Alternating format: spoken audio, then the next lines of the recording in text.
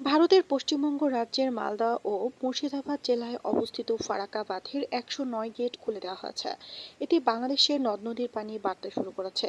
চাঁপাইনবাবগঞ্জ পানি উন্নয়ন বোর্ডের উপবিভাগীয় প্রকৌশলী ভারপ্রাপ্ত মোহাম্মদ ময়জউদ্দিন জানান, গতকাল পর্যন্ত ফারাক্কার ২৭টি গেট খোলা ছিল। আজ বিভিন্ন গণমাধ্যমে দেখলাম মোট ১০৯টি গেট খোলা হয়েছে। এভাবে হঠাৎ গেটগুলো খুলে দিলে এই অঞ্চলে বন্যার আশঙ্কা রয়েছে। এদিন এই বাঁধ থেকে ছাড়া হয়েছে ১১ লাখ কিউসেক পানি। কর্তৃপক্ষের দাবি, পানি না ছাড়লে বাঁধের মারাত্মক ক্ষতি হতো। এ কারণে বাধ্য হয়ে বাঁধের মুখ খুলে দিতে হয়েছে। আগেই পশ্চিমবঙ্গ জুড়ে প্রবল বৃষ্টিপাতের পূর্বাভাস দিয়েছিল কলকাতার আলিপুর আবহাওয়া দপ্তর।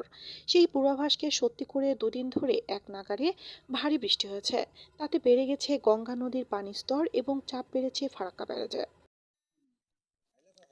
এদিকে চাঁপাইনবাবগঞ্জের নদী তীরবর্তী পাকা মনাকষা ইউনিয়ন সহ আশঙ্কা রয়েছে চরাঞ্চলের বাসিন্দারা। তারা বলছেন, তাদের বাড়ি থেকে ফারাক্কায় বাঁধের দূরত্ব মাত্র কয়েক কিলোমিটার।